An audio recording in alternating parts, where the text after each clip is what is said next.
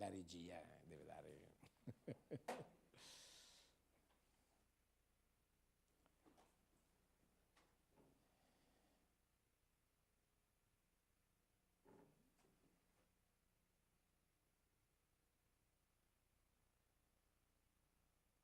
Bene, buongiorno a tutti e buon inizio settimana, e iniziamo questa settimana con questi appuntamenti. È il secondo appuntamento, questi seminari del lunedì che sono organizzati dal Servizio Attività e Rapporti Istituzionali, dal dottor Rota, che ringrazio perché è sempre molto attivo nel proporre argomenti di grande interesse. E infatti l'argomento di quest'oggi riguarda l'intelligenza artificiale. Noi ci siamo in un certo senso occupati di intelligenza artificiale quando abbiamo ospitato lo scorso anno il professor Faggin, Federico Faggin, che con la sua lezione ha veramente affascinato molti di noi. Fatto sta che mi pare che ci sia ancora la sua lezione sul sito del Consiglio regionale. E questo tema, che a me sembrava sempre un tema così astratto, oggi invece sempre più diventa di grande attualità e quindi necessita, secondo me, al di là di quelle che possono essere così letture o quant'altro, degli approfondimenti, perché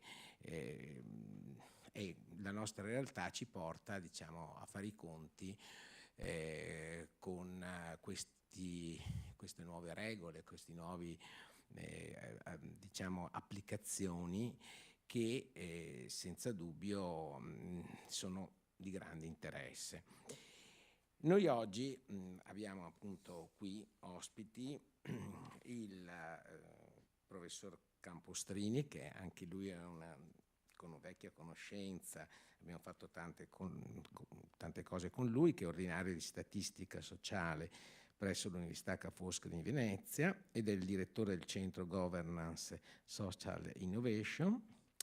Poi avremo il dottor Marco Marrone, che è ricercatore in sociologia dei processi economici e del lavoro dell'Università del Salento, e poi concluderà il professor Agostino Cortesi, che è ordinario in informatica sempre dell'Università Ca' Foscari di Venezia. Quindi io darei inizio a questo nostro seminario, se i relatori vogliono accomodarsi qui. E quindi mi pare dalla scaletta inizia il professor appunto Campostrini? Sì, inizio io. E allora prego, professore. Beh, buongiorno a tutti.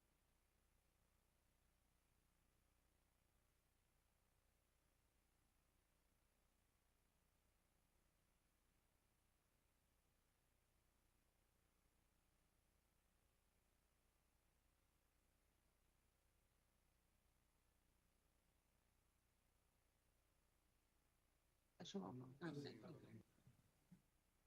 un microfono. Grazie. Allora, sì, come dicevo, un piacere ritrovarsi. Ringrazio il segretario per l'introduzione. Effettivamente non so se il vecchio a cui si riferiva era la mia età anagrafica, no, è perché da diversi anni ormai con il nostro team di ricerca collaboriamo efficacemente con la struttura del Consiglio regionale. Credo che questo rapporto con quello che io considero il più importante stakeholder per l'università, la regione, credo che sia il più importante stakeholder, sia importante sia rilevante. E come è stato introdotto, il tema di oggi è un tema molto rilevante, è un tema sul quale si iniziava a dire ma tra poco arriverà, tra poco bisognerà, anche se in realtà senza saperlo stavamo già utilizzando da utenti l'intelligenza artificiale, o quello che viene chiamata intelligenza artificiale, dopo capiremo che il termine non è particolarmente felice dal punto di vista definitorio. Io faccio l'accademico, forse dal punto di vista definitorio forse sarebbe meglio utilizzare un altro tema, ma tant'è, si chiama così, insomma, dunque non farei tanti grandi ragionamenti. E diciamo che è uno strumento potentissimo, ci sono tutti i motivi di essere d'accordo con alcuni esperti che diranno che probabilmente sulla nostra società avrà l'effetto che ha avuto l'energia elettrica nel secolo scorso. Dunque stiamo parlando di qualcosa di certamente molto rilevante. Noi lasceremo in realtà alla parte tecnica gran parte della nostra presentazione. Dunque, se posso avere le mie slide, io percorrerò molto velocemente invece la mia introduzione, che vuole collocare sostanzialmente il tema e far capire perché dobbiamo, come organizzazioni pubbliche, essere particolarmente attenti alle tecnologie. Dunque l'intelligenza artificiale è un di cui molto importante, molto rilevante, perché poi va a interagire con diverse tecnologie che sono già presenti e già operanti, ma questa necessità volevo renderla assolutamente, completamente esplicita. Dunque riprenderò magari qualcosa che forse in questa sala abbiamo già visto in termini numerici, perché da bravo statistica mi piace partire dai numeri per fare alcune considerazioni. Dunque, se 20 anni fa parlavo di innovazione, io, come è stato presentato, dirigo un centro in cui la parola innovazione è dentro, ma se 20 anni fa si parlava di innovazione come una buona cosa da utilizzare, ora quando vado a fare formazione a funzionari pubblici, ma anche amministratori pubblici, che come mi capita talvolta di fare, dico: guardate che è una necessità, cioè non è più un qualcosa in più, è una necessità perché il mondo sta cambiando con una rapidità tale per cui la risposta la risposta di adattamento non può che essere quella di innovare. Dunque, se chi oggi resta fermo, che sia un'azienda privata o che sia anche un'azienda pubblica, chi resta fermo, chi fa come prima, sbaglia. Perché? Perché nel frattempo la nostra mission come strutture pubbliche è quella di rispondere ai bisogni dei cittadini. I bisogni dei cittadini stanno cambiando, anzi sono già cambiati, e dunque dobbiamo in un certo senso rincorrere per adattarci. Ci sono elementi di scenari generali sui quali non mi soffermo, perché ognuno di questi meriterebbe ovviamente una trattazione che prenderebbe non pochi minuti, ma credo che sia davanti a noi, davanti a tutti noi, il fatto che questi grandi scenari, dai piccoli ai grandi eventi, stanno cambiando sostanzialmente il nostro modo di vivere. Pensate a piccole innovazioni, apparentemente piccole innovazioni tecnologiche che ognuno di noi si sta portando dietro. Ormai il nostro modo di vivere con la tecnologia è un modo simbiotico. Pensate che all'inizio non dell'altro secolo, di questo secolo, quando si diceva la simbiosi arriverà nel 2030, nel 2040, e invece è arrivata già nel 2010, di fatto, quando l'utilizzo degli smartphone era avanzato per gran parte della popolazione mondiale. Dunque, davanti a questi forti cambiamenti si inseriscono in particolar modo in Italia, e la nostra regione non fa assolutamente eccezione, alcuni altri fenomeni che non solo fanno cambiare la domanda, ma la fanno drammaticamente aumentare. La domanda di welfare è una domanda in continuo aumento, ma non perché la gente non ce la fa più, eccetera. C'è un problema demografico che è abbastanza evidente, e ormai posso andare veloce perché ormai è abbastanza conosciuto. Ahimè, queste cose qualcuno di noi studiava 20 anni fa. Ho recuperato, fatto girare fra i nostri collaboratori un mio articolo che credo faccia di 20 anni tra poco, in cui dicevo: bisognerà essere necessariamente sani come anziani, perché non ce la faremo. Ma purtroppo non c'era questa sensibilità. Dunque, la transizione demografica è presto detta.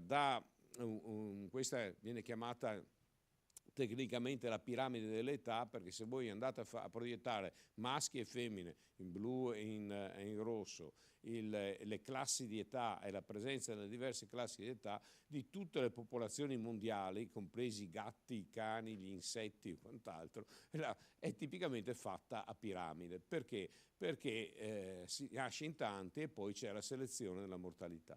In realtà questo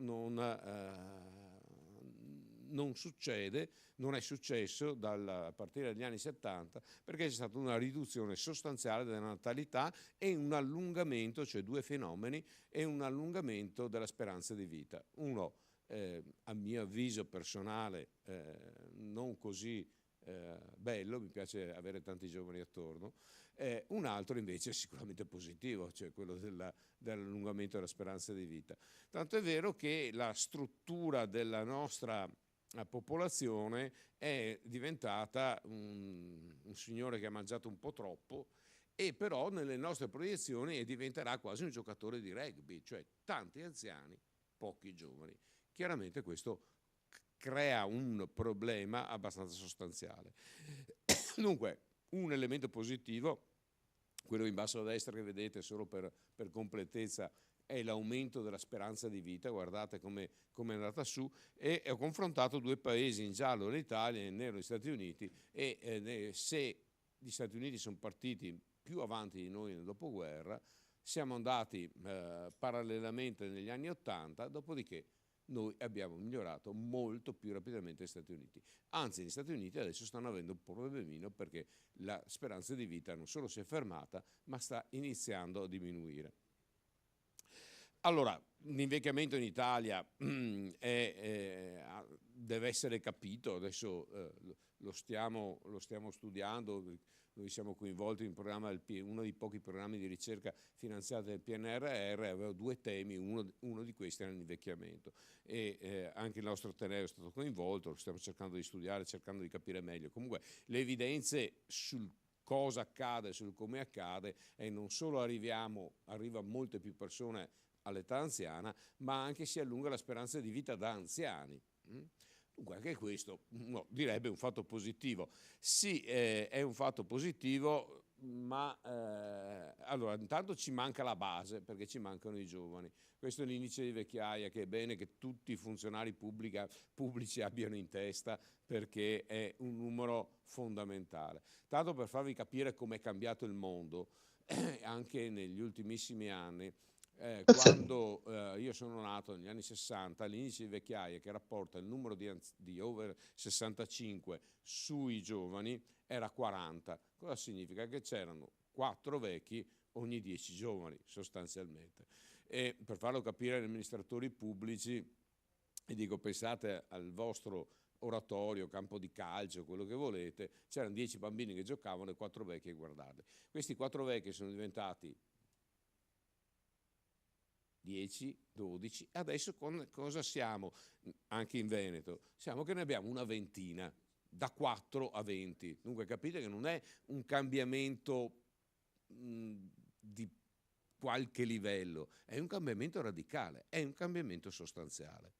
Su questo incidono tantissimi fattori. Uno degli aspetti chiaramente su cui anche l'Unione Europea, perché in Italia è accaduto molto più velocemente, ma sta accadendo in tutta Europa, è chiaramente il rapporto fra numero di soggetti che non lavorano e il numero di soggetti invece che contribuiscono lavorando. In particolar modo gli anziani, dopo vedremo di definirli in maniera diversa, si tranquillizzino i sessantenni, non sono anziani per la legge italiana, perché ormai l'unica normativa che regola gli anziani parla di over 75, giustamente per diversi motivi. Comunque il numero di anziani è in continuo aumento, mentre il numero delle forze lavoro sta iniziando a diminuire. L'effetto della natalità è molto pesante, soprattutto in Italia. Abbiamo stata una discesa continua, c'è stato un recupero grazie anche ai fenomeni migratori che sono iniziati all'inizio di questo secolo, ma vedete che adesso è iniziato a scendere. Se lo confrontiamo con altri paesi, dappertutto è così, in tutto il mondo così? No, assolutamente. Ci sono anche paesi europei, vedi la Francia, in cui il fenomeno di fatto è quasi in parità, perché ovviamente, questo è il numero medio di figli per donna.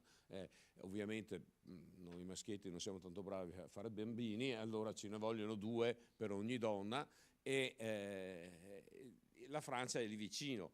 La maggior parte dell'Europa però è molto più basso. Noi siamo arrivati ad 1 e adesso siamo tornati un po' più su rispetto all'1 e stiamo tornando molto più giù. Questo ha a che fare ovviamente anche molto con le politiche, eccetera. Infatti la stessa Italia non è tutta uguale. Per dirvi, nell'immaginario comune si fanno più figli al sud, ma questo grafico mostra in realtà che non è vero. Era vero fino allo secolo scorso, adesso invece il nord fa più figli che il sud. In particolar modo alcune regioni che in fatalità sono quelle in cui i servizi sono più forti. Infatti eravamo qui proprio in questa sala a parlare di servizi per l'infanzia, in cui i servizi dell'infanzia sono più forti, il sostegno alle famiglie è più forte. Alcune regioni, vedi Trentino Alto Adige e soprattutto Emilia Romagna, sono un po' più avanti degli altri. Allora, il mondo sta cambiando, infatti dicono reshaping the world, perché pensando fra una generazione avremo un mondo in cui è fatto sempre meno di europei, sempre più dove vedete il rosso, lì vuol dire che c'è un aumento della popolazione. Dove vedete il viola invece c'è una diminuzione della popolazione. Cioè il mondo sta cambiando e cambierà. L'altro fattore importante è quella della transizione epidemiologica, su questo vado velocissimo.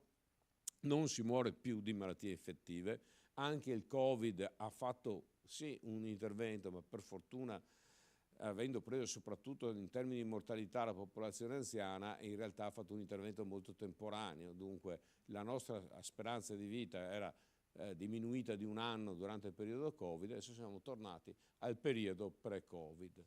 E dunque di che cosa si muore? Ma in realtà di che cosa ci si ammala è la domanda più importante. Ci si ammala di cosiddette malattie croniche.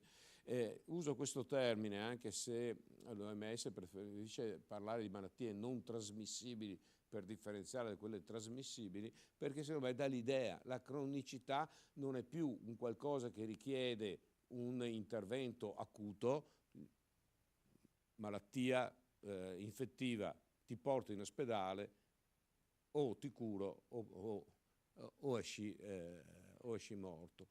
Invece hai una patologia tumorale, delle malattie cardiocircolatorie, polmonare e quant'altro, te la porti avanti per un discreto numero di anni.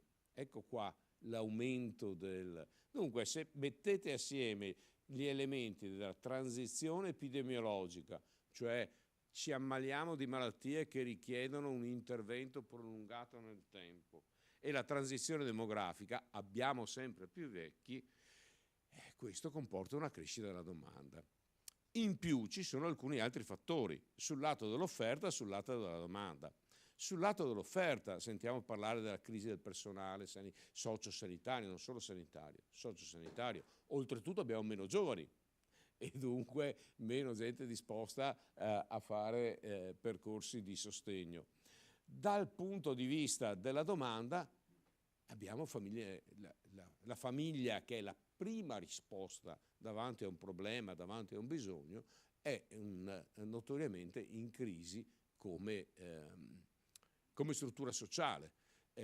Pensate che anche nel nostro buon Veneto quasi la metà dei matrimoni si risolvono in una separazione.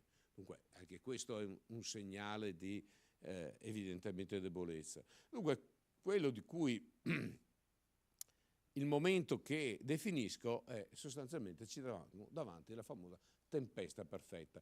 Scusate se adopero delle metafore un po' forti, ma siccome appunto 20 anni fa non mi seguiva nessuno, vediamo se cambiando il linguaggio qualcuno forse mi ascolta. Allora, in realtà come affrontare la sostenibilità del sistema? Quando sono in Veneto cito un dato, definizione di anziani, over 75, no? Abbiamo detto.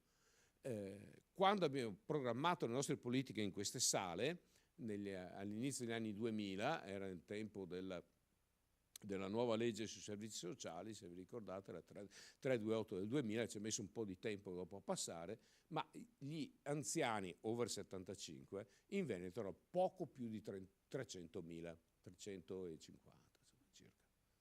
Oggi 600.000. E quando noi boomers, scusate se esistiamo, saremo anziani, e che non è fra tanto, ho detto non siamo anziani adesso, però è dottor Valente, è fra una decina d'anni e siamo contenti di diventarlo, ma quando appunto saremo noi anziani stiamo parlando che in Veneto ce ne saranno 1 milione. E i veneti non saranno più, se non facciamo niente, ma io sono convinto che questo Consiglio risolverà molte cose, se non saremo più 5 milioni, ma saremo 4 milioni, fatevi i vostri conticini. Dunque, abbiamo una popolazione di 4 milioni che deve sorreggere un aumento di domanda di questo tipo, cioè 3 volte la domanda che avevamo potenzialmente nel 2000. Allora, davanti a questo scenario così a tinte fosche, uno dice vabbè, andiamo a casa che è meglio, o andiamo a divertirsi a Sharm el Sheikh a prenderci un po' di sole. In realtà il way out li abbiamo davanti, ed ecco, vado molto velocemente alla fine della mia introduzione. Da un lato lavorare sulla necessariamente sani, era il titolo del mio articolo di 20 anni fa, di dire dobbiamo arrivare più sani, dobbiamo avere stili di vita più sani e quant'altro. Abbiamo visto che in realtà in confronto con gli Stati Uniti la nostra strada certamente è migliore da questo punto di vista, ma probabilmente dobbiamo fare molto di più. L'altro è l'uso delle tecnologie, che hanno una grossa potenzialità anche in risposta a certi bisogni di popolazione, bisogni di salute, in senso stretto, perché la tecnologia, come sentiremo, può essere applicata molto efficacemente in sanità, ma non solo, anche a livello sociosanitario. Anche qua la tecnologia può fare, ma non solo. Dobbiamo lavorare in maniera diversa. Cioè quei 4 milioni di veneti che ci saranno fra una dozzina d'anni, quella parte attiva, che è un po' meno di 2 milioni, dovrà necessariamente, se vogliamo venirne fuori, lavorare in maniera sostanzialmente diversa. Allora, non mi soffermo su questo, faccio un'altra metafora. Di fatto dobbiamo pensare alla nuova Malta del futuro. Vado su queste metafore molto grevi, scusate, ma capite il mio tentativo di voler essere ascoltato. E da ragazzini ci insegnavano queste cose, adesso non si insegnano più come si fa la malta, ma però forse qualcosa vi evoca dire che la malta è fatta di 3 componenti: acqua, cemento e sabbia, ok? Dunque, se io la sabbia vedo questi stili di vita su cui dobbiamo lavorare, e guardate bene che gli stili di vita non significa anche politiche che favoriscono gli stili di vita, perché se nel mio paese non riesco ad andare a scuola in bicicletta, ma vado a scuola sempre in macchina, la probabilità che diventi un bambino obeso è molto più alta rispetto a dove si cammina, come Venezia, dove si va a scuola in bicicletta e quant'altro, anche se 2 volte alla settimana vado in piscina. Dopodiché parliamo di acqua e cemento. Il cemento è la cosa nuova, la cosa che fa tenere insieme gli elementi, che dura nel tempo, e queste sono le tecnologie. Però le tecnologie da sole, se buttiamo tanto cemento, queste non risolvono niente. abbiamo bisogno dell'acqua e poi abbiamo bisogno di un'altra cosa che credo sia importante, la betoniera. Questi elementi devono essere messi assieme e non possiamo pensare, anche qua ricorro a quel ragazzo che veniva da una famiglia un po' strana 2000 anni fa, si parla di famiglie strane, perché il padre non era il padre, ma insomma, che diceva: non mettiamo vino nuovo in otri vecchie. Altrettanto è qui, non è pensabile che semplicemente l'introduzione di tecnologie e l'intelligenza artificiale in modo particolare abbia quell'effetto positivo sostanziale di cui abbiamo bisogno, senza pensare che dobbiamo anche cambiare i modelli organizzativi. Ecco, allora siamo fortemente interessati a questi temi all'interno della pubblica amministrazione e all'interno di strutture come questa che si occupa di aspetti legislativi, con due motivazioni sostanziali. Da un lato utilizzarla noi, perché ci può, come vedremo, ci può sicuramente accelerare diversi processi nella fase iniziale e addirittura quando diventa brava a allenarsi, perché non è tanto intelligente, quando diventa brava a allenarsi, addirittura sostituire, automatizzare alcuni processi, tipicamente quelli più ripetitivi, dunque quelli anche che ci interessano meno. Però per far questo bisogna avere personale preparato e modelli organizzativi probabilmente diversi. Ecco qua anche accelerare nella produzione normativa diventerà importante, perché dovremmo trovare organizzazioni diverse. Dentro queste aule infatti sono passati piani territoriali, cito solo le cose su cui siamo stati coinvolti perché uditi, gli ambiti territoriali sociali, perché è un modo diverso di far funzionare la macchina. E anche qua ci siamo spinti solo fino a un certo livello, abbiamo dentro la normativa non c'è dentro tutto, non c'è il modello organizzativo, ma secondo me dovremmo anche pensare di avere un modello organizzativo. Due parole solo sul personale, perché sul personale anche qua c'è quasi da parlare di tempesta perfetta. Vado subito al personale veneto, guarda che dov'è, eccolo qua. Se guardate la struttura per età del personale, quello in blu è il 2001, quello in arancione 2022, e ringrazio Alessandro Grassi che è il nostro dottorando prestato al Consiglio regionale che ha fatto queste elaborazioni. Vedete che di quanto sia invecchiata la struttura dei dipendenti della nostra regione. Ma non è un cambiamento a poco, è un cambiamento, se volete, ancora più importante rispetto a quello che abbiamo visto sull'invecchiamento della popolazione. Allora, anche qua io sono un ottimista di natura e cercherò di mantenere questo ottimismo, dunque non darvi un eccessivo... abbiamo un problema però, e di questo bisogna essere consapevoli, però come molti problemi si possono presentare anche come opportunità.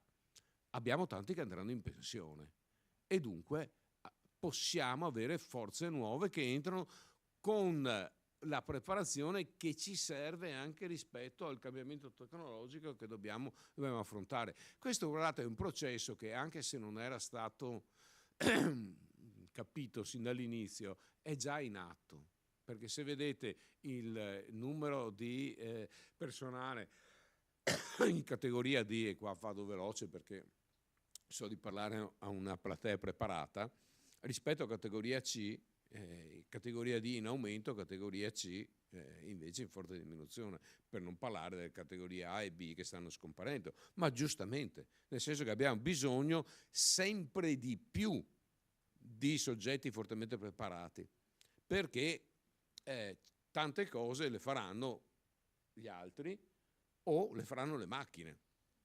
Però per far funzionare una macchina, come ci spiegheranno, per far allenare un'intelligenza artificiale bisogna che qualcuno la alleni, qualcuno che la sappia allenare, non solo, ma per controllare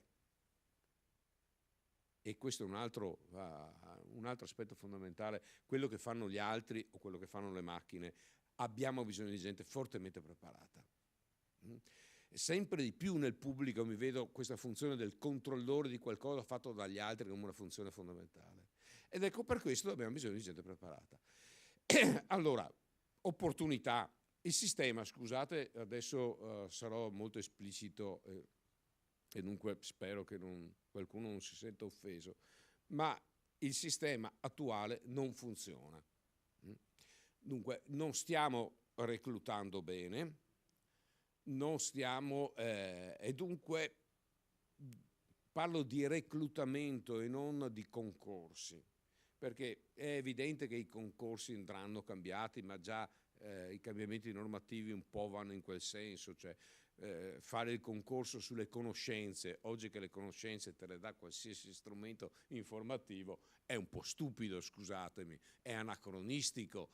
Il concorso lo farò sulle competenze, cioè tu devi essere bravo a tirar fuori le conoscenze, non averle. Allora il classico soggetto che ha una memoria straordinaria, che vince tutti i concorsi, dopo lo metti su un ufficio e non è capace a fare niente. No, di quei soggetti là non ne abbiamo più bisogno, abbiamo bisogno di gente che abbia competenze. Dunque, non solo reclutare sulle competenze, ma anche reclutare probabilmente in maniera diversa, dando anche prospettive ai giovani in maniera diversa, ascoltando che cosa chiede il mercato del lavoro in termini di domanda, non in termini di offerta.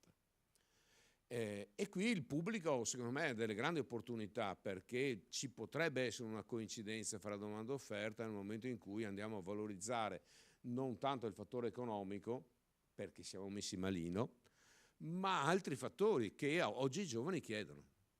E allora, se puntiamo su quelli, puntiamo su una qualità del lavoro, puntiamo su una flessibilità del lavoro, puntiamo su una certezza lavorativa e quant'altro, ma anche una certezza, per esempio, di progressione di carriera, cosa che oggi sappiamo essere molto difficile.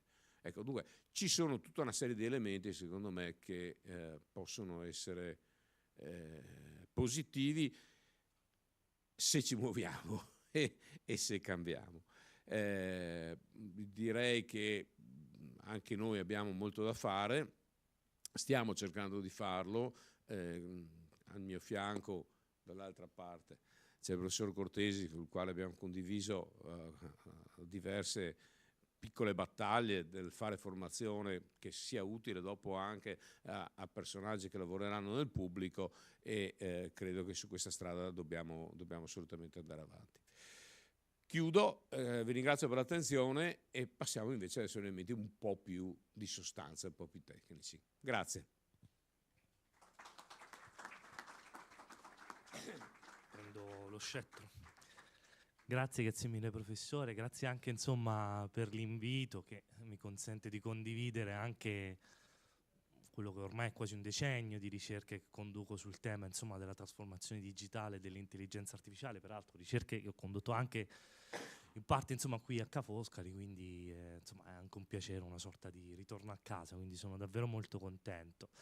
Io sono Marco Marrone, mi occupo appunto, sono un sociologo, quindi ho un'expertise differente da questo punto di vista, cercherò di dare il punto di vista, ecco, insomma, della sociologia sul tema dell'intelligenza artificiale e insomma oggi cercherò di dare un pochino uno sguardo su cosa è l'intelligenza artificiale, quali sono le opportunità che l'intelligenza artificiale ci dà, soprattutto da un punto di vista organizzativo, nell'ambito quindi delle organizzazioni, ma anche quali sono i rischi dell'intelligenza artificiale, perché è vero, abbiamo a che fare con una tecnologia senza precedenti dal punto di vista delle capacità, ma insomma qui faccio una citazione non troppo altissima, che è quella dello zio di Spider-Man: con grande capacità ci sono anche grandi responsabilità, no? vengono connesse, quindi insomma quello che presenterò oggi sarà una panoramica su quelle che sono i rischi e le opportunità dell'intelligenza artificiale, però vi rivolgo un invito, e cioè quello: sentitevi davvero liberi di alzare la mano per fare delle domande nel caso non ci sia qualcosa di chiaro, ma anche se avete voglia di condividere delle opinioni, delle riflessioni, insomma basta che alzate la mano e vi darò la parola, così facciamo qualcosa che è anche un po' più dinamico, ecco. Ovviamente ci sarà anche poi possibilità alla fine di discutere, ma insomma. Ok, allora Ah, ok. Allora, intanto partiamo da cos'è l'intelligenza artificiale, che può sembrarci una domanda banale, ma è stata quella che ha tenuto banco per la maggiore quando in Unione Europea si è tentato di regolamentare l'intelligenza artificiale, perché non è, come vedrete, non è una cosa così scontata. Oggi in ogni caso utilizziamo il termine intelligenza artificiale per parlare di sistemi informatici come chatbot. Immagino sarà capitato a tutti noi, insomma, di non confrontarci più con l'assistenza clienti, ma appunto con un'intelligenza artificiale che risponda alle nostre necessità. È un'intelligenza artificiale anche Google Home, quindi tutto l'ambito della domotica, no? Al quale chiediamo previsioni del tempo o informazioni. È un'intelligenza artificiale ChatGPT. Immagino che insomma anche solo per diletto abbiamo tutti provato ad avere una conversazione con questa intelligenza artificiale, ne siamo rimasti meravigliati anche dalla capacità di articolare un discorso. Abbiamo a che fare con l'intelligenza artificiale anche all'interno di Amazon, con i robot che portano gli oggetti che ordiniamo verso il reparto, insomma, di packaging, no? Prima di essere impacchettati e spediti. È intelligenza artificiale quella che abbiamo nei nostri telefonini, quando chiamiamo Siri, quando chiamiamo Alexa, quando chiamiamo, insomma, quelli che sono chiamati gli assistenti vocali. È intelligenza artificiale la guida assistita, che è un progetto di lungo periodo e insomma a breve Uber ha dichiarato che a breve sarà anche disponibile, insomma, sul mercato auto che si guidano da sole senza più l'intervento dell'essere umano. Intelligenza artificiale e riconoscimento facciale che abbiamo sui nostri telefonini, così come lo è DeepSeek, l'analogo cinese di ChatGPT, che di recente è stato lanciato sul mercato con un effetto dirompente, anche a causa del fatto che riesce a produrre lo stesso effetto di ChatGPT ma consumando molto meno. E così come abbiamo a che fare anche con gli algoritmi di Netflix, di Amazon, che ci suggeriscono cosa possiamo guardare, cosa possiamo acquistare, sulla base, insomma, delle nostre scelte e delle nostre preferenze. Non è l'intelligenza artificiale, come dire, Robocop, Terminator e tutto questo immaginario che in un qualche modo in realtà è il vero inventore del termine intelligenza artificiale. Vi racconto questo aneddoto, diciamo, dei primi inizi di ricerca su questo terreno. Intervistai un ingegnere che si occupava appunto di machine learning e quando gli ho detto sto facendo una ricerca sull'intelligenza artificiale, lui mi rispose: ti occupi di cinema. Perché in realtà potrà sorprendervi, ma il termine intelligenza artificiale non ha nessun tipo di significato per un ingegnere informatico. Per gli ingegneri informatici il termine utilizzato per tutti quegli sistemi informatici che vi ho parlato in precedenza è quello di machine learning. Cioè la capacità di un sistema di interpretare dati e di imparare dai dati che noi forniamo loro. Quindi al centro della struttura tecnica dell'intelligenza artificiale ci sono i dati e c'è la capacità di sistemi informatici di interpretare questi dati. Questo è anche il punto di partenza che appunto è stato adottato in ambito giuridico per regolamentare l'intelligenza artificiale, dove appunto l'elemento più sensibile, più delicato di questo sistema tecnologico riguarda esattamente non solo il modo in cui questi dati vengono processati, ma anche appunto quali tipi di dati vengono processati. Come insomma vi spiegherò più avanti, questo è uno degli aspetti, l'asse fondamentale sul quale in sede europea si è ragionato di regolamentare dell'intelligenza artificiale. Quello di cui parlerò oggi, in realtà la prospettiva di cui parlerò oggi è quella appunto invece di natura sociologica, che non vede, che in qualche modo recupera in realtà il termine intelligenza artificiale, perché appunto proveremo a guardare a questi sistemi tecnologici come anche vengono inseriti all'interno di pratiche sociali, di infrastrutture, di istituzioni, di processi sociali di più largo respiro. Quindi in un qualche modo tutti questi elementi che non fanno parte della struttura tecnica dell'intelligenza artificiale, ma in qualche modo ne regolano poi il funzionamento, sono quelli che guidano l'impatto dell'intelligenza artificiale. Quindi in questo senso, per certi versi, recupero l'immaginario anche cinematografico dell'intelligenza artificiale, che poi in realtà, come vedremo, andremo a pulire, perché non abbiamo a che fare con, come i film che insomma immagino avrete riconosciuto in questa slide, non abbiamo a che fare con macchine che sono in grado appunto di provare sentimenti, di pensare, insomma, di ragionare in maniera indipendente. Ecco.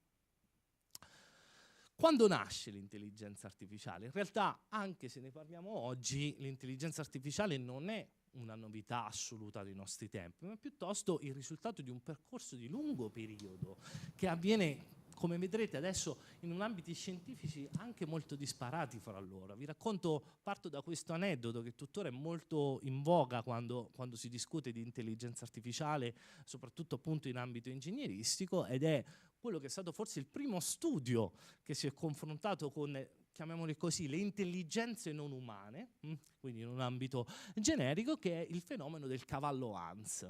Il cavallo Hans all'inizio del secolo è questo cavallo che stupì insomma l'intera Europa perché era in grado di svolgere delle operazioni matematiche.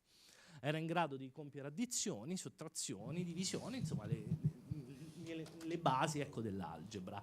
In realtà questo suscitò un certo dibattito, anche interessi di studiosi di diverse discipline, psicologi, biologi e quant'altro, e dopo una serie di studi quello che emerse è che in realtà il cavallo non sapeva la matematica, non conosceva l'algebra, semplicemente era stato addestrato dal suo padrone, un addestratore di cavalli, in una maniera diciamo più simile a come si parla con un bambino piuttosto che come si parla con un animale, e quindi questo cavallo era in grado di reagire agli stimoli.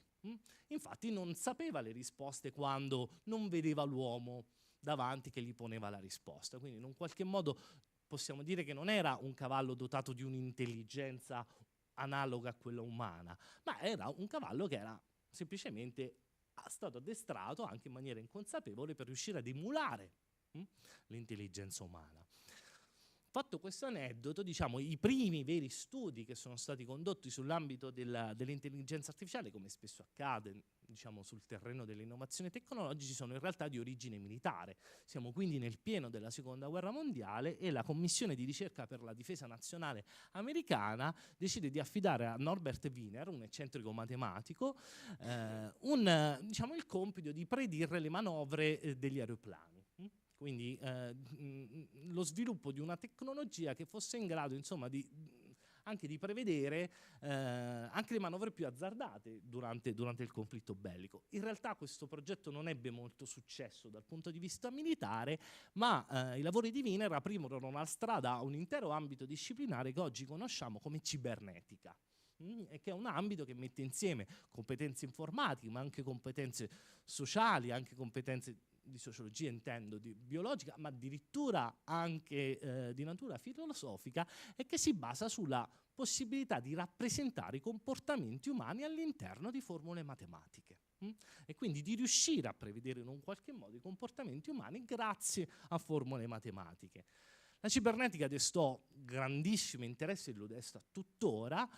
Alan Turing, grande visionario, filosofo, appunto, leggendo i lavori di Norbert Wiener, disse che, ecco, fra qualche anno, quindi siamo negli anni 50, è stato diciamo, in un certo senso anche un veggente da questo punto di vista, alla fine del secolo l'uso delle parole e l'opinione pubblica saranno talmente cambiati che si potrà parlare di pensiero delle macchine senza aspettarsi di essere contraddetti. In realtà la prima vera forma di intelligenza artificiale, anch'essa non è nuova, ma è datata 1966. Joseph Weizenbaum inventa ELIZA, che è il primo chatbot, in realtà uno psicoterapeuta, con il quale si poteva conversare e che aveva la capacità di rispondere in 3 lingue, insomma, quindi già negli anni 60 abbiamo un primo analogo di quella che è oggi ChatGPT.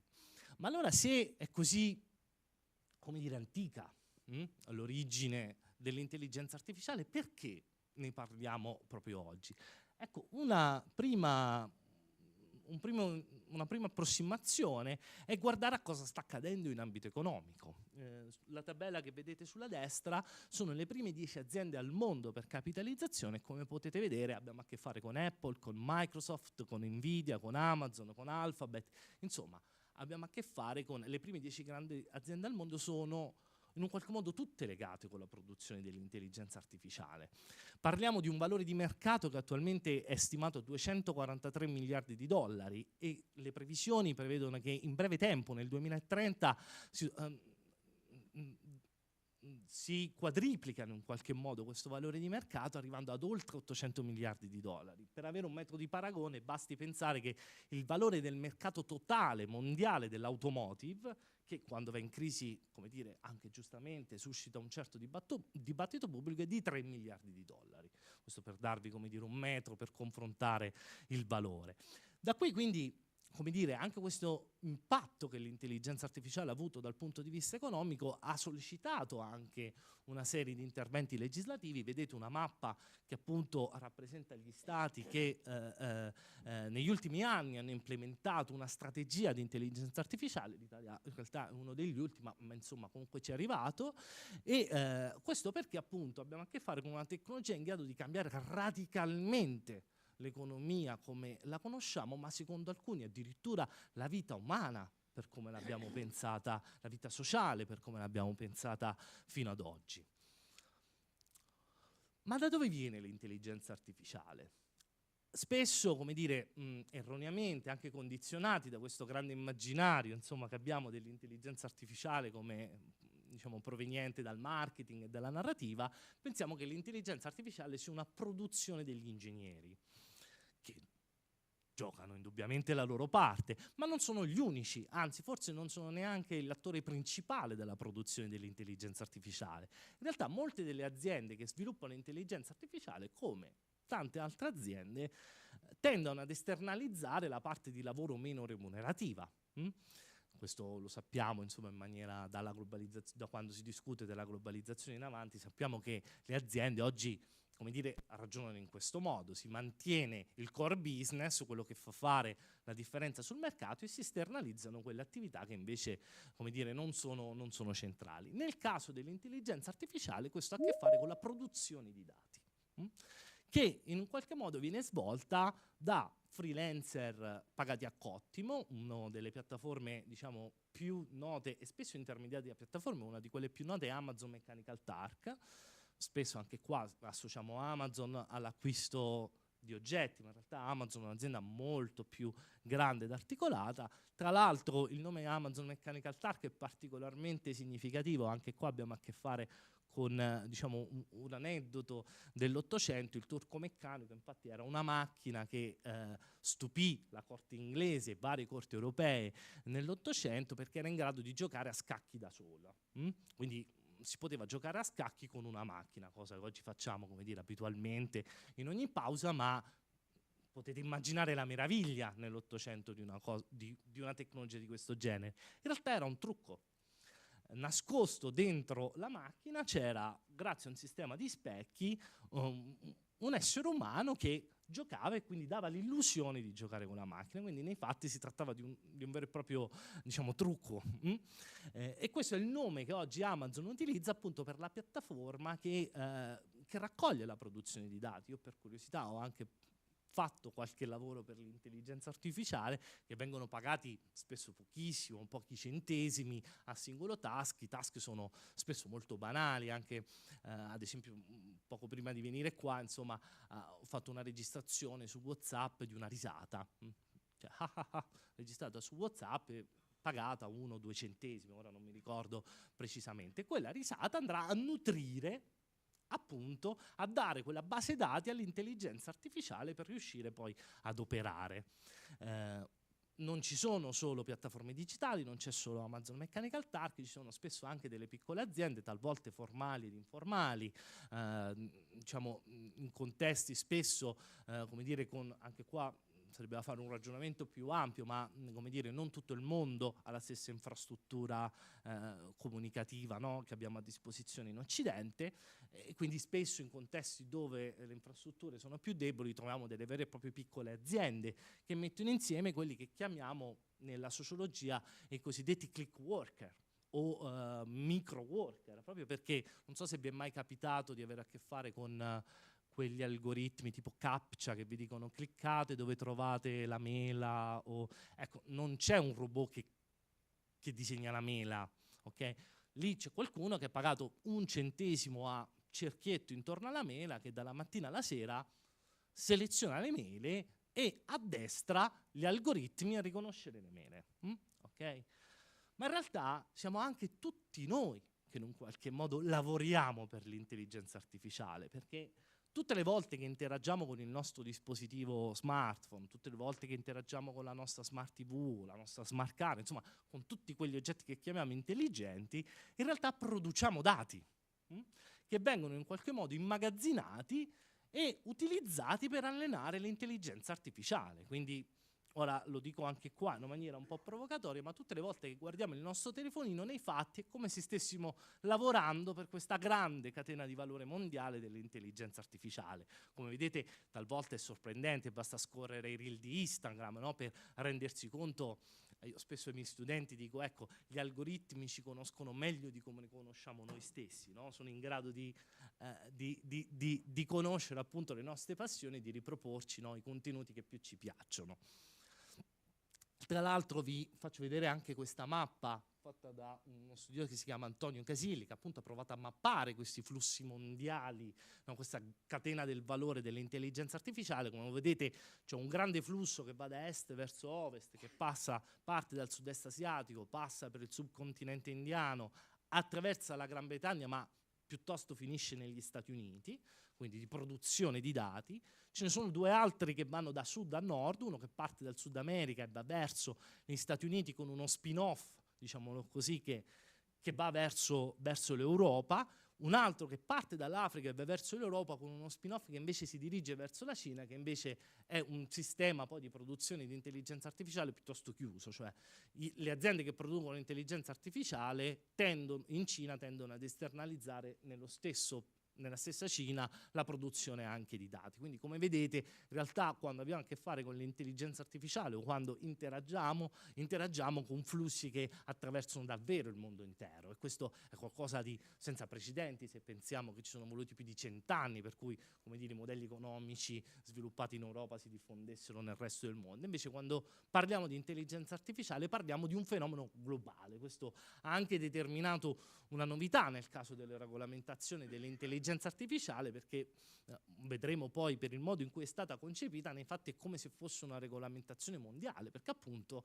abbiamo a che fare con dispositivi che attraversano il mondo, assai più di quanto facevano le scarpe Nike. Se vi ricordate il paragone delle scarpe Nike che avevano un pezzo prodotto in Vietnam, un pezzo prodotto in Cina, ecco, in questo caso abbiamo a che fare davvero con delle reti che sono mondiali.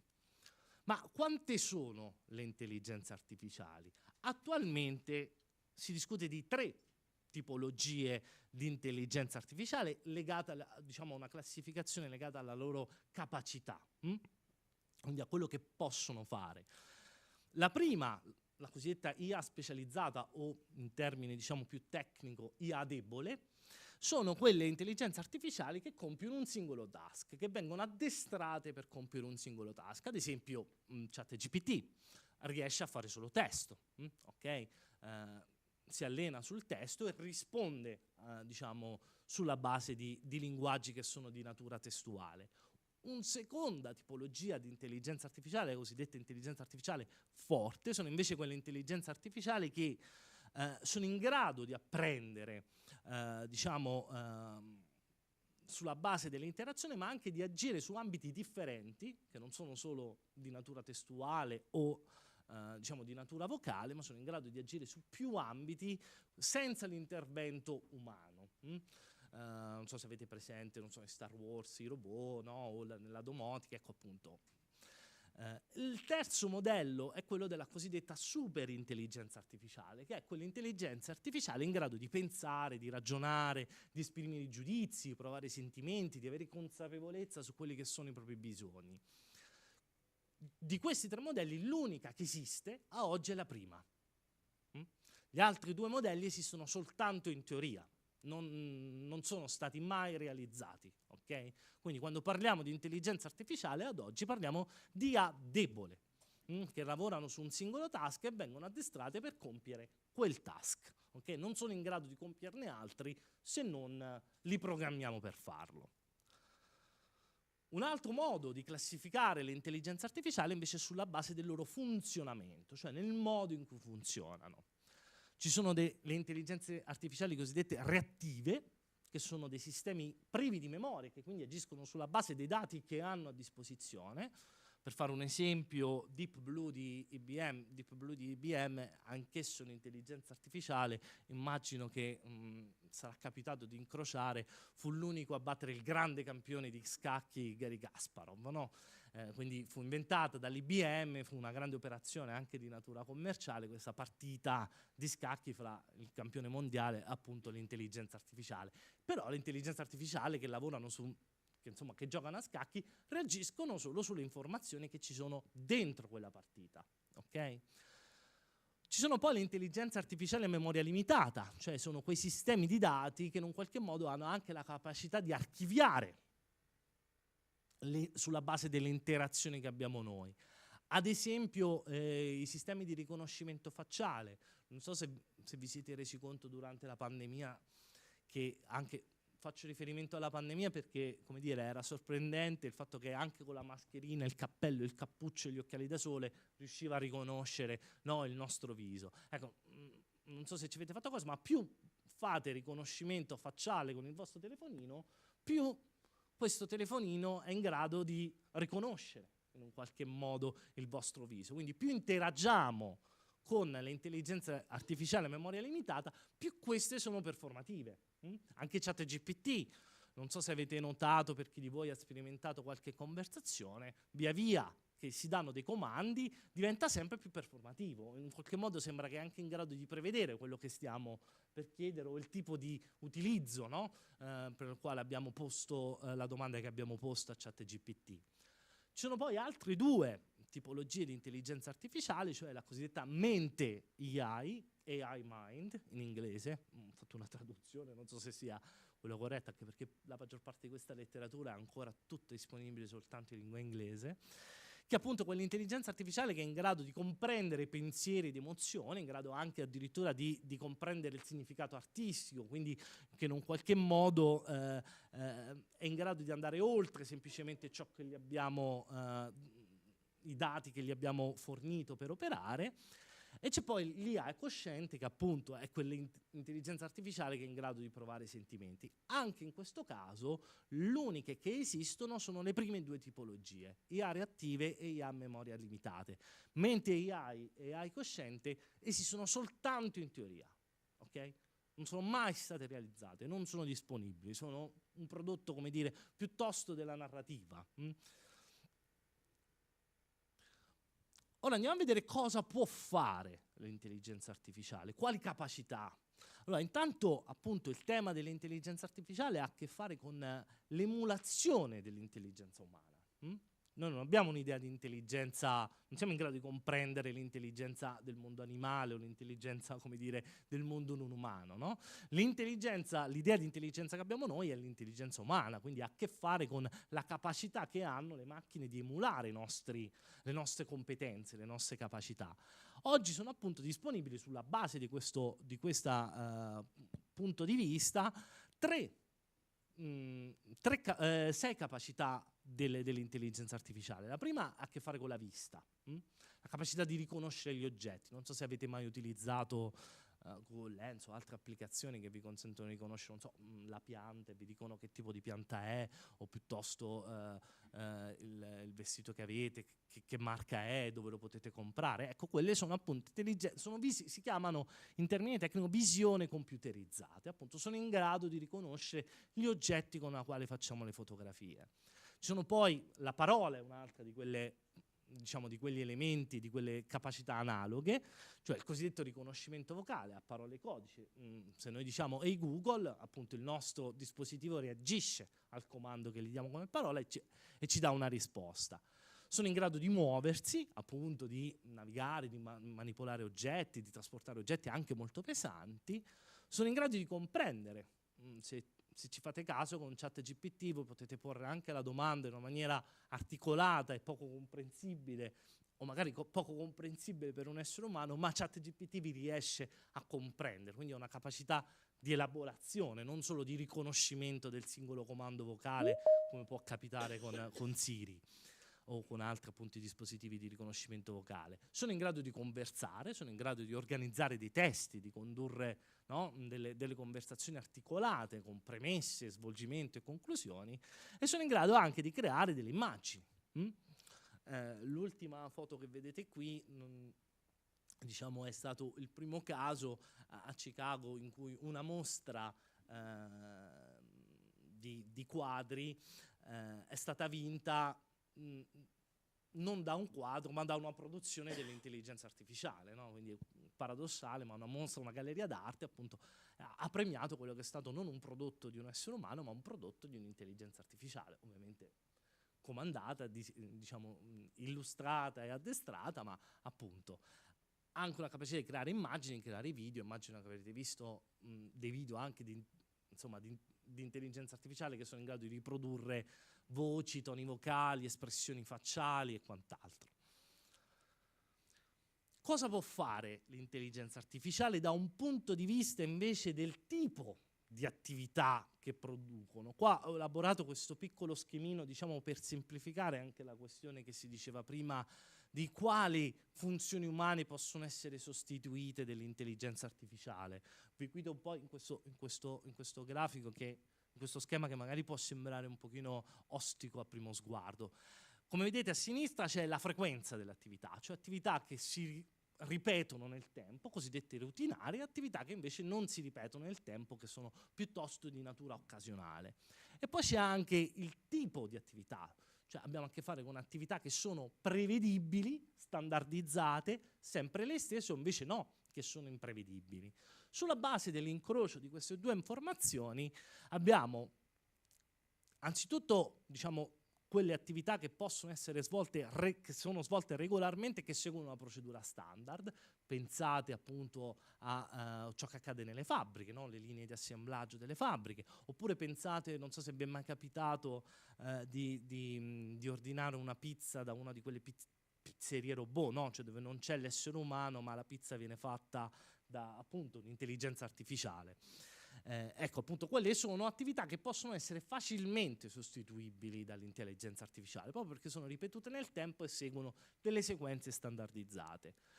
Ci sono poi dei compiti che vengono svolti regolarmente, ma che non seguono delle procedure standardizzate. In questo caso si parla di intelligenza ibrida, proprio perché l'intelligenza artificiale da sola non riesce a svolgere questi compiti, ma ha bisogno costantemente dell'intervento dell'essere umano che la indirizza in un qualche modo a ciò che può svolgere.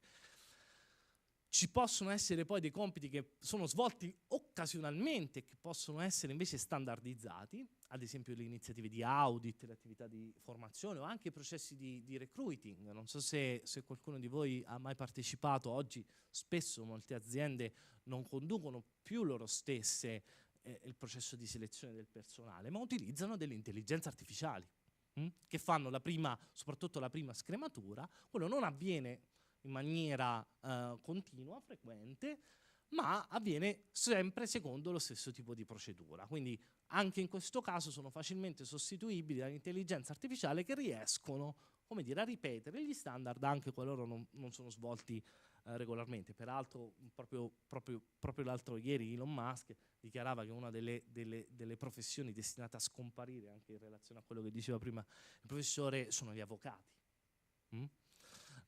Sono gli avvocati.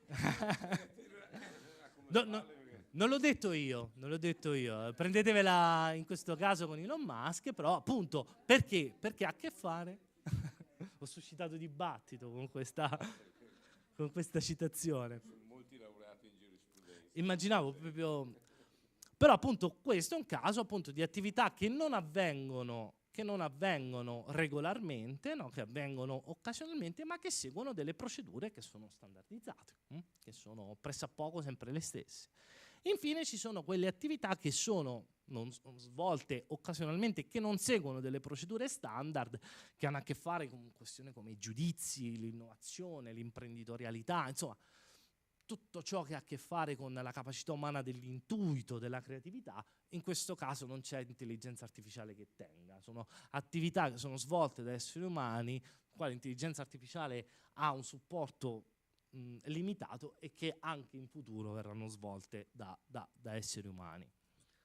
Andiamo a vedere quali sono invece le opportunità per le organizzazioni legate all'intelligenza artificiale. La foto che vedete è di due colleghi dell'MIT di Boston, Bjornstone e McAfee, che già diverso tempo fa è stato uno dei primi testi, diciamo, che ho letto quando ho iniziato a confrontarmi con questa tematica, un testo assolutamente rivoluzionario dentro le teorie del management. Perché rivoluzionario? Faccio un piccolo inciso, peraltro appunto diciamo il mio ambito di studio è proprio quello della sociologia delle organizzazioni. Per diverso tempo lo studio delle organizzazioni ha posto enfasi su fattori legati al capitale culturale, no? Quindi alla cultura organizzativa, no? A quelli che sono gli elementi in un qualche modo legati anche al management, il cosiddetto knowledge management, cioè il management della conoscenza. Ecco, ormai più di 10 anni fa loro irrompono dentro questo dibattito e dicono no, queste cose ormai appartengono al passato. Adesso ci dobbiamo confrontare con un'innovazione tecnologica senza precedenti, e le organizzazioni di successo nel futuro, siano esse pubbliche amministrazioni, organizzazioni, aziende private, sono le cosiddette data driven organization, cioè quelle organizzazioni guidate dai dati. La ragione di questa affermazione forte, insomma, che questi due colleghi dell'MIT compiono, è legata appunto alla capacità che l'intelligenza artificiale ha nelle organizzazioni di svolgere compiti con livelli di precisione maggiori a quelli che può arrivare qualsiasi essere umano. Peraltro in questo ambito uno degli esempi in realtà più evidenti di come l'intelligenza artificiale ha cambiato radicalmente attività umane anche storiche lo troviamo paradossalmente nell'agricoltura, cioè nel cosiddetto precision farming, no? Cioè non è più come una volta che, come dire, mio nonno era un contadino, andava a intuito, a stagione, no? Si parlava della luna piena, no? Si leggevano questo tipo di segnali. Ecco, oggi non è più così, oggi sono i droni, no? Che riescono a comprendere qual è lo stato del campo, il minuto quasi esatto nel quale è meglio piantare un determinato vegetale e quant'altro. Un altro dei vantaggi è quello indubbiamente di ridurre i costi, cioè consentendo di utilizzare, perdonate, tendo a perderlo, utilizzando, come dire, delle risorse in ambiti più rilevanti, quindi la possibilità di automatizzare una parte del processo lavorativo e, come dire, di dedicare le risorse invece a compiti più rilevanti, compiti più che appunto le macchine non riescono a svolgere. Inoltre l'intelligenza artificiale, appunto, soprattutto nell'ottica ibrida, che è poi quella che nella realtà dei fatti si dà di più, perché come vedremo più avanti ci sono diverse problematiche anche dal punto di vista dell'automazione totale, quindi spesso c'è sempre un elemento ibrido, umano e macchinico, chiamiamolo così, è quello di riuscire ad espandere anche le conoscenze dell'essere umano. Qua faccio un esempio, come dire, partendo dalla mia passione, che è il calcio, no? Oggi si discute molto anche di, non c'è più chi gioca, i giocatori, il livello di fatica, tutto viene registrato da delle tecnologie avanzatissime, okay? Non è più il calcio di 40 anni fa fatto di creatività e di intuito, no? Oggi c'è un livello di dettaglio, di conoscenza dello stato di condizione del calciatore che era inimmaginabile fino a qualche tempo fa, e molte delle squadre di successo sono quelle che proprio hanno implementato i sistemi di intelligenza artificiale, quindi che hanno avuto anche un impatto appunto sulla possibilità di vincere le partite. Prendo questo esempio un pochino eccentrico, ma che credo renda l'idea, appunto. Infine, appunto, la possibilità di migliorare la qualità del servizio con livelli di personalizzazione che non erano pensabili fino a qualche tempo fa. Come vedete, davvero i nostri dispositivi intelligenti ci conoscono meglio di come noi conosciamo noi stessi e ci suggeriscono cose che ci possono piacere, quindi personalizzano il nostro servizio. Ma quali sono i rischi? Da un punto di vista organizzativo, in realtà i rischi ritornano le categorie elaborate da Carl Weick, uno dei più grandi studiosi dell'organizzazione diverso tempo fa, e le tecnologie. Lui rifletteva in generale sulle tecnologie, ma nel nostro caso vale lo stesso per l'intelligenza artificiale. In fondo abbiamo a che fare con tecnologie che sono imprevedibili, inaffidabili e incomprensibili. Che cosa vuol dire? Imprevedibili.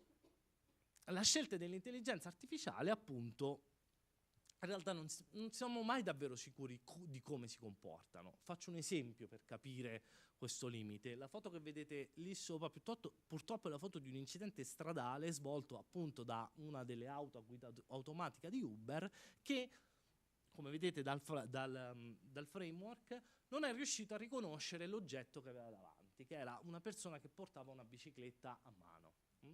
Non la identificava come un essere umano, non la identificava come una persona in bicicletta, un comportamento che non è riuscito a codificare e quindi in un qualche modo è andato dritto e ha provocato questo incidente. È stato un caso molto noto, peraltro Uber ha assicurato che ha risolto questo tipo di bias, tant'è che lancerà anche le auto a guida automatica a breve, ma in ogni caso dà il senso di un'imprevedibilità di fondo. Ma se volete estremizzo ancora di più l'esempio per far capire cosa sceglieranno le macchine a guida automatica quando le opzioni possibili sono, non so, investire una mamma con un passeggino oppure andare fuori strada.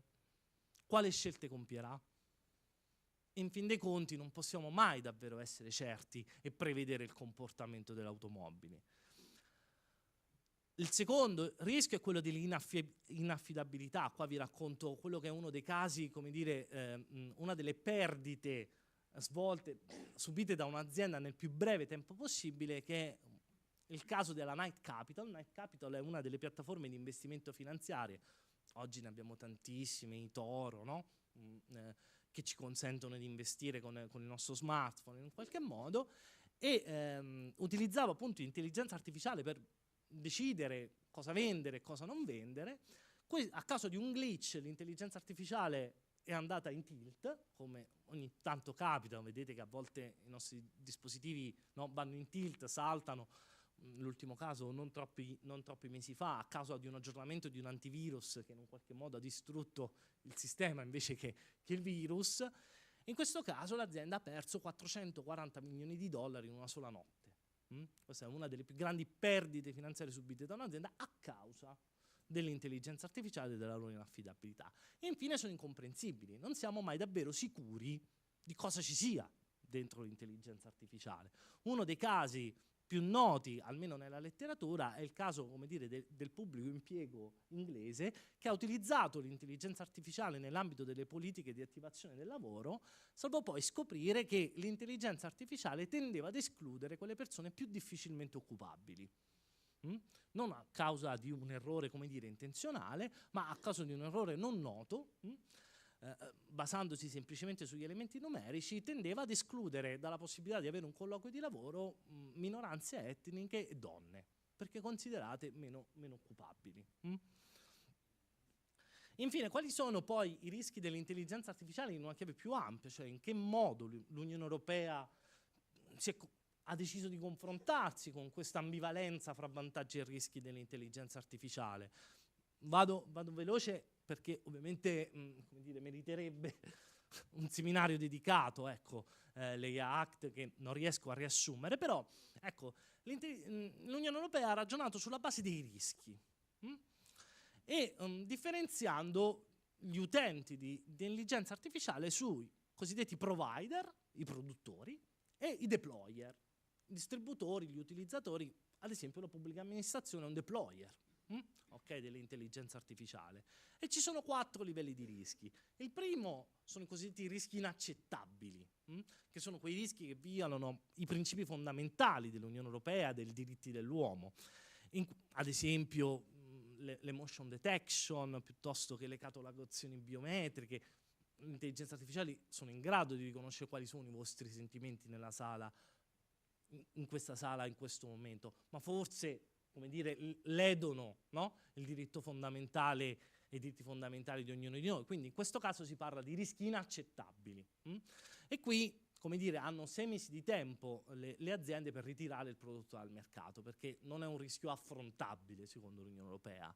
Ci sono poi le cosiddette intelligenze artificiali a rischio alto, che sono quelle che possono avere un impatto per la sicurezza o appunto ancora per i diritti delle persone, che però per entrare sul mercato hanno bisogno di avere una certificazione. Quindi possono operare sul mercato, possono essere utilizzate se raggiungono un certificato di utilizzo. Oppure le intelligenze artificiali a rischio limitato. Queste sono in particolare quelle intelligenze artificiali che possono avere degli effetti manipolativi. Video, audio, contenuti di questo tipo devono aver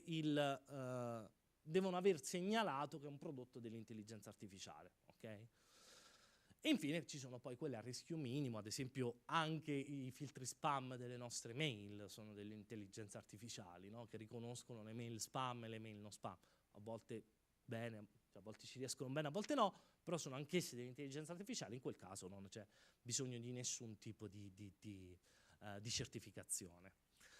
Sui deployer, che sono appunto le responsabilità della pubblica amministrazione, e appunto anche qua meriterebbe un seminario dedicato, riesco solo a darvi i titoli, però è previsto per gli utilizzatori delle intelligenze artificiali una responsabilità dal punto di vista di un utilizzo appropriato che segue le indicazioni dei produttori, ok? Quindi, come dire, l'intelligenza artificiale ha anche un manuale di istruzioni che va seguito alla lettera per evitare distorsioni e effetti negativi.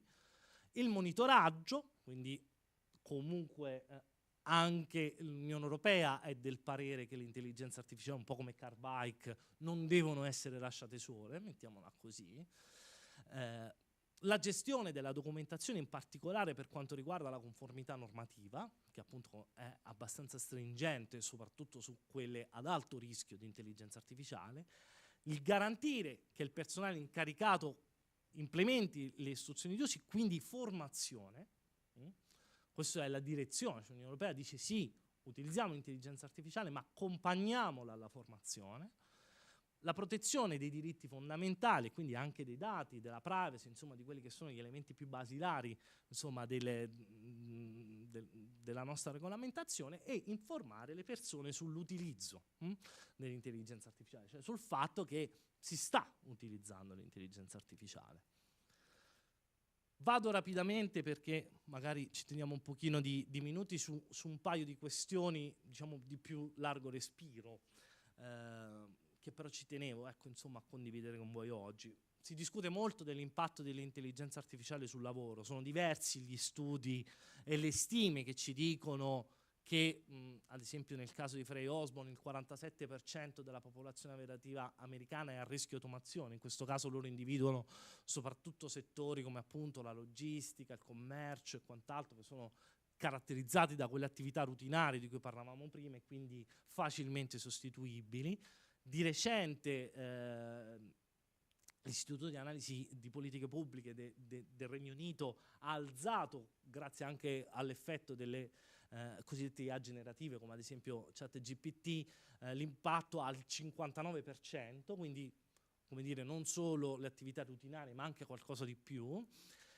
Il World Economic Forum di recente ha detto che il 41% delle aziende da qui al 2030 andrà a riduzione del personale, a sostituzione del personale con l'intelligenza artificiale, ma in realtà ci sono diverse critiche e molti dubbi su questi approcci che fino ad oggi stanno solo sulla base di stime, quindi non di verifiche empiriche, sono soltanto delle stime. Ovviamente c'è un elemento di principio, cioè che nessuno può prevedere il futuro e cosa cambierà, ma in realtà ci sono anche delle critiche sul fatto che forse dovremmo leggere l'impatto di intelligenza artificiale non come qualcosa, come dire, che incide su un settore o su un lavoro piuttosto che un altro, ma come qualcosa di trasversale che è destinato a cambiare il lavoro di tutti noi, come dire, a prescindere dal tipo di lavoro che svolgiamo. Appunto, in realtà c'è anche un ulteriore dubbio è che c'è tanto lavoro nascosto dietro l'intelligenza artificiale. Vi ho parlato del lavoro di generazione di dati e di catalogazione dei dati, ma c'è anche appunto l'attività di verifica dell'intelligenza artificiale, quindi quelle di monitoraggio, ma infine mi è capitato per occasioni di ricerca di incontrare anche dei casi di impersonificazione di intelligenza artificiale. Vi faccio un esempio peraltro italiano, ovviamente non farò il nome dell'azienda né tantomeno della lavoratrice che mi ha raccontato questo tipo di vicenda. Ecco, è un'azienda che, come dire, forniva servizi di chatbot per altre aziende, no? Però in particolare uno dei clienti di questa azienda era scontento dell'intelligenza artificiale perché faceva errori su domande che riguardavano cinema, teatro e quant'altro. Soltanto che l'azienda ha valutato che era molto più costoso aggiornare la propria intelligenza artificiale piuttosto che assumere una persona che è un essere umano ma emula l'intelligenza artificiale, cioè risponde, e quindi in realtà i clienti sono convinti di parlare con un chatbot, ma non è un chatbot, è una persona che risponde con lo stile dell'intelligenza artificiale perché costa meno che aggiornare l'intelligenza artificiale.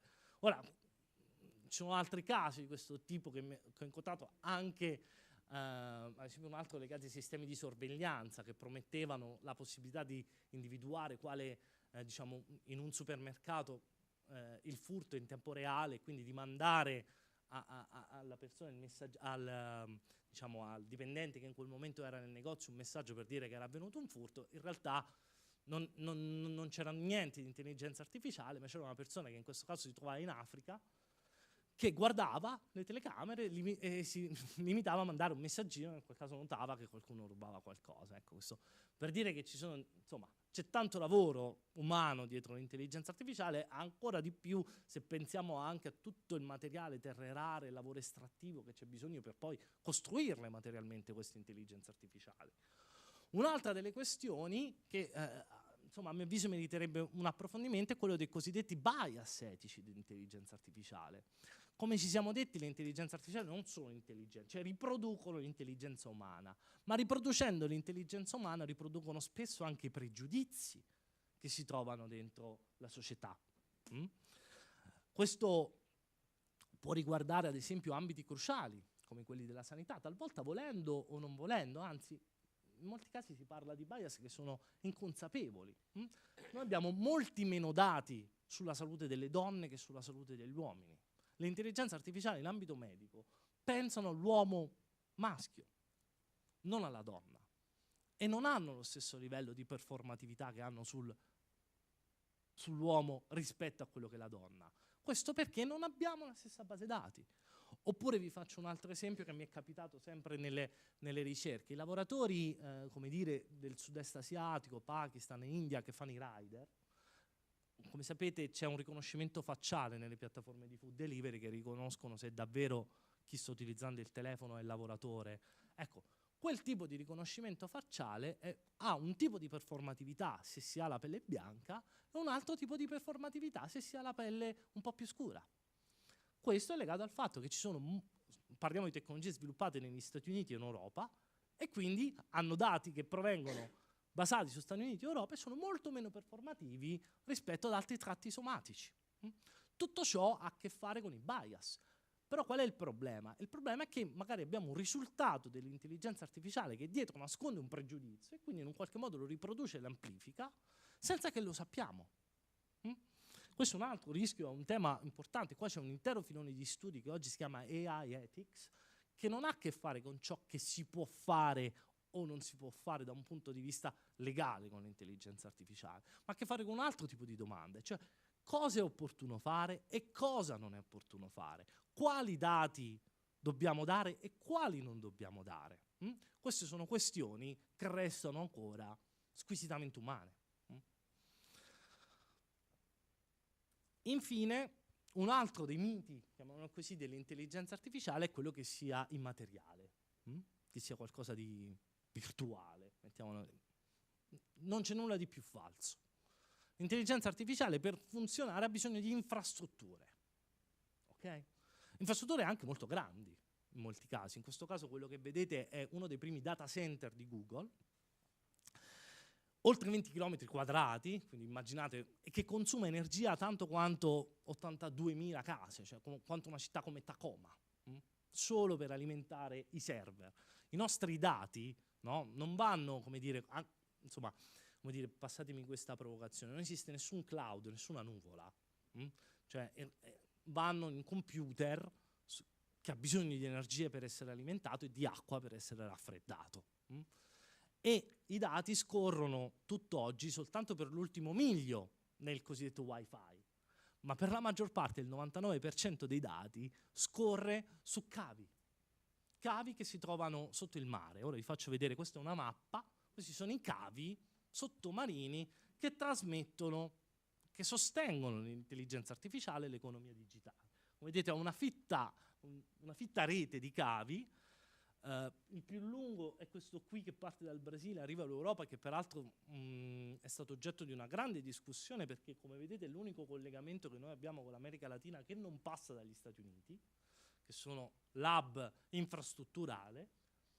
Ma in realtà la cosa che forse è più problematica da questo punto di vista non è solo legata allo spazio che questo occupano e all'impatto che hanno, ma alla proprietà. Provate a pensare, secondo voi, quanti di questi cavi sono di proprietà pubblica? L'1%. Tutto il resto sono di proprietà Facebook, Amazon. Adesso, per esempio, Zuckerberg ha di recente dichiarato questa enorme impresa infrastrutturale, forse paragonabile a canale di Suez, per capirci, di un cavo grande 2 volte l'intera circonferenza terrestre e che collegherà gli Stati Uniti con l'Africa, l'Europa e l'America. Quindi non sono di proprietà pubblica, ma sono proprietà di multinazionali privati. Così come i dati che noi mettiamo e diamo a ChatGPT sono dati che diamo a delle multinazionali private.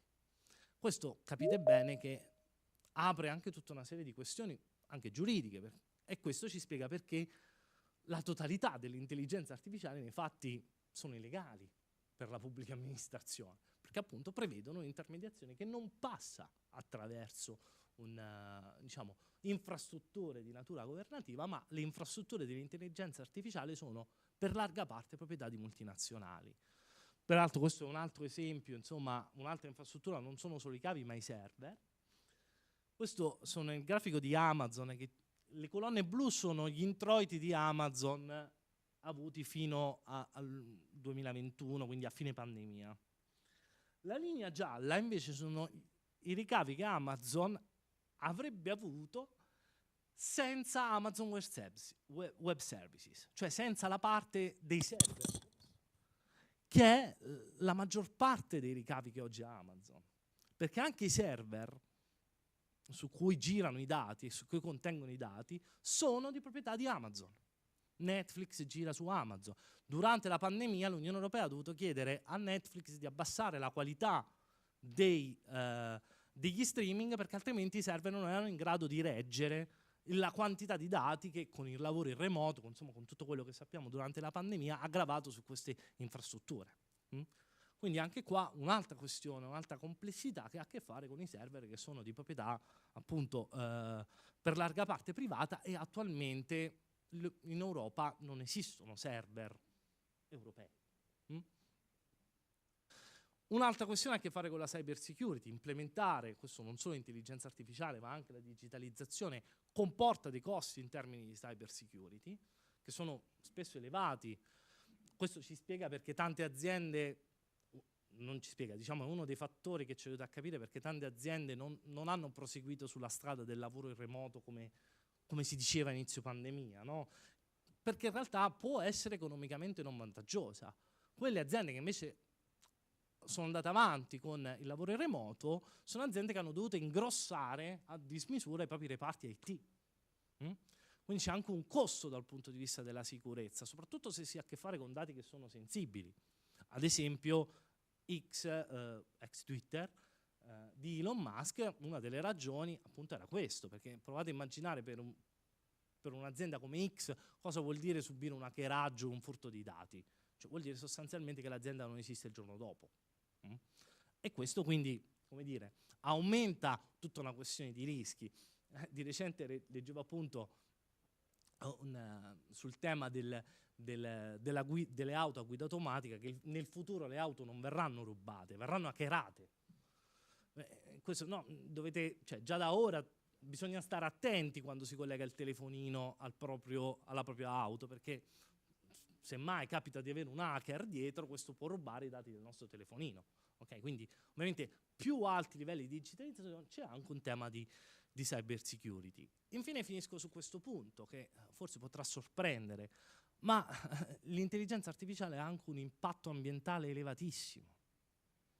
Questo è un tema che anche accennato sulla bozza delle linee guida per l'utilizzo dell'intelligenza artificiale nella pubblica amministrazione, perché bisogna essere consapevoli che quando interagiamo, utilizziamo l'intelligenza artificiale, abbiamo un impatto sul pianeta. Un impatto significativo. Di recente uno studio dell'Università del Colorado, ad esempio, ha stimato che per lo sviluppo di ChatGPT ci sono voluti, pensate, solo per l'acqua necessaria a raffreddare i server 3,5 milioni di litri. Cioè vuol dire 10.000 famiglie, quanta acqua consumano 10.000 famiglie americane, 25.000 famiglie europee o 175.000 famiglie africane. Chi sta costruendo i server, Amazon, IBM, eccetera, li sta costruendo sotto il mare, nelle grotte, per risparmiare sui costi di raffreddamento. Pensate che una conversazione di 30 minuti con ChatGPT costa 1 litro d'acqua.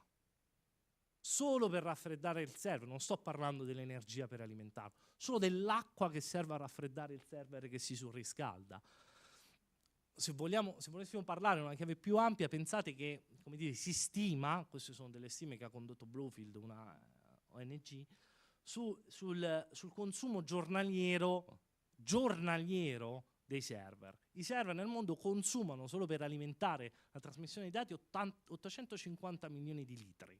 Cioè praticamente vuol dire lo stesso del consumo di acqua che fa una città come Roma o un paese come l'Algeria, oppure possiamo paragonarla in un solo giorno, pensate, i server consumano tanta acqua quanto quella che serve a produrre 90.000 automobili BMW, che è praticamente l'intera produzione annuale della BMW.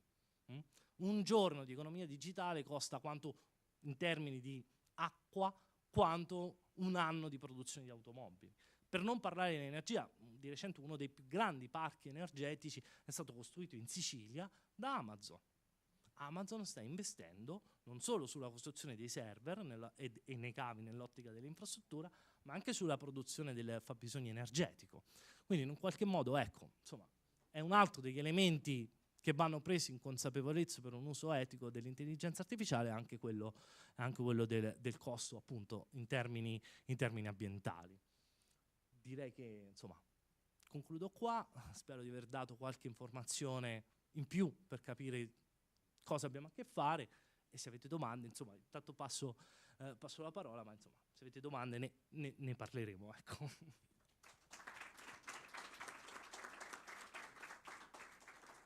Grazie, io non ho slide e mi è stato chiesto semplicemente di concludere un po' questa mattinata, cercando anche di legarla anche un po' alle ricadute rispetto al lavoro del Consiglio. Io volevo fare prima di tutto un paio di osservazioni. La prima è che non c'è nessuna novità dietro l'esplodere dell'intelligenza artificiale. Di fatto è successo qualcosa di analogo a quello che è successo con il web negli anni alla fine del secolo scorso. Il web era nato di fatto in ambiente scientifico, Sergi Ginevra per scambiarsi informazioni tra scienziati, di fatto è rimasto utilizzato soltanto a livello di rete universitaria come potenzialità di strumento tecnologico. Quando nel 1992 Mosaic ha lanciato il primo browser grafico per poter utilizzare il web da parte di tutti, di fatto è iniziata l'esplosione. E l'utilizzo di internet, che prima di fatto era ristretto all'ambiente solamente scientifico universitario, di fatto ha caratterizzato ormai in modo globale tutta la nostra vita.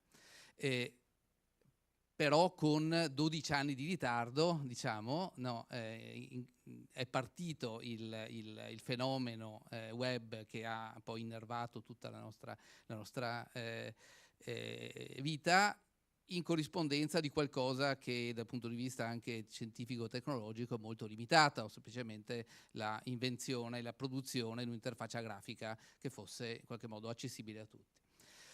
Analogamente, quello cui adesso stiamo assistendo, cioè l'esplosione un po' degli strumenti di intelligenza artificiale, non c'è niente di più rispetto dal punto di vista di ricerca scientifica rispetto a quello che avevamo 5, 10, 15 anni fa. Cosa è cambiato? È cambiato il fatto che la potenza di calcolo nell'uso della enorme quantità di dati che in questo momento sono stati immagazzinati ha fatto sì che si accendesse la lampadina, cioè che tutto quello che di fatto non era producibile per una questione di risorse pochi anni fa, di fatto adesso lo sia. Banalmente, e non so se lo sapete, la Nvidia, che in questo momento sta diventando leader di mercato nell'ambito dei processori, era nata come azienda che faceva i processori grafici per i videogiochi, giusto? Il mondo dei processori era dominato da Intel, da AMD, giusto?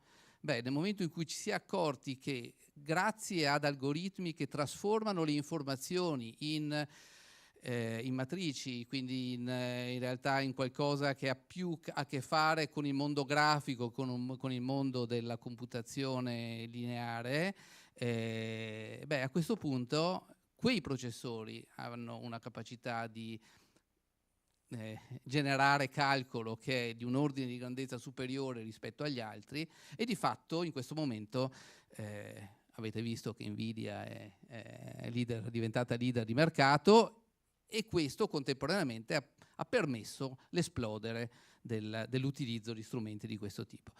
Qualche altro elemento, c'è stato un po' la rincorsa ad uscire per primi a livello commerciale da parte delle aziende che stavano lavorando su questo, che ha anche in qualche modo anticipato i tempi rispetto a una maturità di alcuni prodotti. Ma questa è una premessa solo per dire che è importante anche capire che cosa c'è dietro. Dietro tanti dei problemi che sono stati enunciati prima c'è il fatto che comunque di base che cosa c'è? C'è il fatto che a partire da una grande quantità di dati è possibile, grazie al lavoro che fa Stefano, cioè il lavoro essenzialmente di statistica, di probabilità, di vicinanza sintattica tra elementi, inferire vicinanze tra costrutti sintattici, e questo in presenza di una grande quantità di informazione di fatto permette di fare cose che sono plausibili. Però sapendo che comunque, come veniva detto prima, il tutto nasce unicamente sulla base di grande quantità di dati, di inferenza probabilistica, e quindi con tutte le debolezze che sono derivate da questo. Per cui è chiaro che se ho una base di dati che ha bias, inferirò elementi che sono caratterizzati da bias, ma perché non posso fare altro.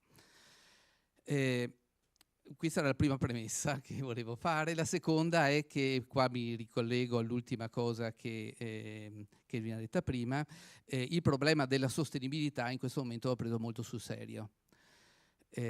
Lui parlava un attimo fa della produzione di ChatGPT.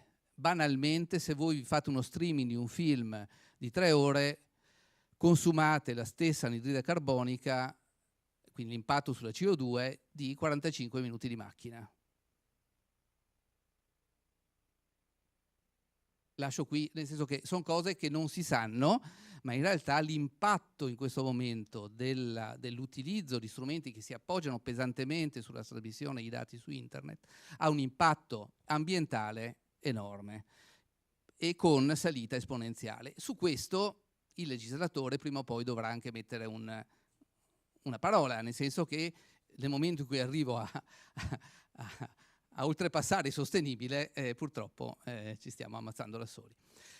La seconda cosa è che non c'è soltanto una sostenibilità di tipo ambientale, ma ci sono altre due cose importanti. Una sostenibilità di tipo economico, abbiamo visto, bastava guardare la mappa mostrata prima dell'infrastruttura di comunicazione e ci accorgiamo che di fatto nel momento in cui si potenzia l'impatto di tutto quello che va sotto, chiamiamolo cappello intelligenza artificiale, di fatto si separa sempre di più il mondo connesso e il mondo non connesso. E quindi dal punto di vista economico questo ha una ricaduta non banale. Il terzo aspetto, che secondo me è ancora meno considerato, è invece la sostenibilità sociale. Nel senso che in questo momento, e qua mi ricollego a quello che diceva Stefano Campostrini all'inizio, stiamo una società che invecchia? Bene, vuol dire che abbiamo una percentuale di persone oltre i 90 anni, oltre gli 80 anni, che è sempre maggiore? Sono queste persone in grado di utilizzare strumenti che sono sempre di più appoggiati su intelligenza artificiale? Banalmente, il caso di Angelo Moratti, che gli aveva regalato 1 milione di euro in cambio di una pseudo chiamata dell'onorevole Crosetto che era stata generata dall'intelligenza artificiale, ok? Quanto è legata al fatto che il signor Moratti ha superato un'età ed è incapace a questo punto di interfacciarsi con un mondo che è più avanti di lui?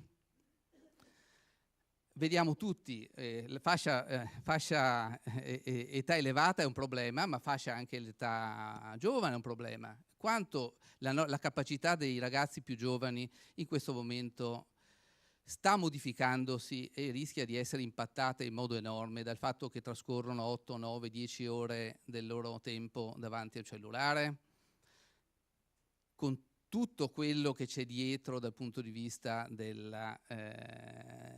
veicolazione di informazione, di capacità di ragionare, di leggere, di scrivere e così via.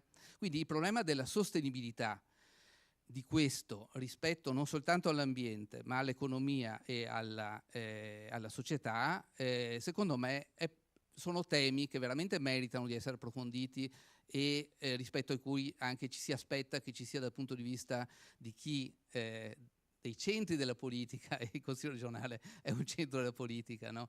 che vengano presi sul serio. Bene, quindi queste erano le due premesse e la terza, che è un po' la conclusione, è: ma questo che ricadute ha sul lavoro, per esempio, di chi lavora in consiglio?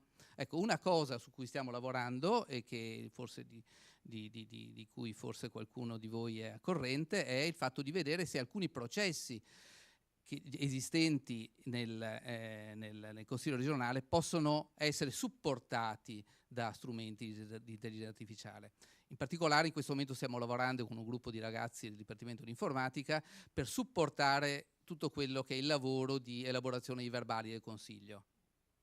Perché? Perché in questo caso abbiamo a che fare con un dominio informativo che è totalmente nelle nostre mani, con una pluralità di sorgenti informative, che c'è il concilium, ci sono le registrazioni dei consigli, ci sono i documenti sugli emendamenti, sulle proposte di legge. Quindi abbiamo un dominio chiuso. In questo dominio chiuso effettivamente riuscire a mettere assieme strumenti che aiutino, non che sostituiscano, la redazione del verbale può avere un impatto molto, molto forte. Stiamo lavorando bene, sono anche contento di dirvi che rispetto alla tempistica che ci eravamo dati stiamo pienamente in linea, ma su questo, quando lui parlava di intelligenza artificiale debole, su alcuni processi effettivamente possiamo riuscire a migliorare il lavoro. Lo sforzo grosso che in questo momento dobbiamo fare è capire come dal punto di vista organizzativo riuscire a accompagnare questo tipo di evoluzione con rivedere le competenze necessarie, rivedere l'organizzazione delle mansioni, in modo tale che questi elementi di innovazione non siano appesantimento, non creino ulteriore appesantimento della macchina, ma effettivamente facilitino e migliorino il lavoro e dall'altra parte permettano di liberare risorse non alla Elon Musk perché vadano via per strada, ma perché queste risorse siano meglio valorizzate. Cioè, nel momento in cui io riesco a togliere mansioni che sono rutinarie per dare maggior spazio ad attività che invece hanno bisogno della nostra intelligenza umana, e da questo punto di vista secondo me non è vero che l'intelligenza artificiale ci fa fare a meno degli avvocati, ma chiederà agli avvocati di fare qualcosa di diverso e quindi chiederà una maggiore capacità elaborativa e quindi chiederà un cambiamento di lavoro, non una sostituzione di lavoro. Ultima cosa, e qua secondo me è una questione che come pubblica amministrazione dovremmo porci, è questa. La centralità è sui dati. Nel momento in cui i dati li regalo a Amazon, a OpenAI, a Microsoft, eccetera, di fatto quel valore dei dati l'ho perso.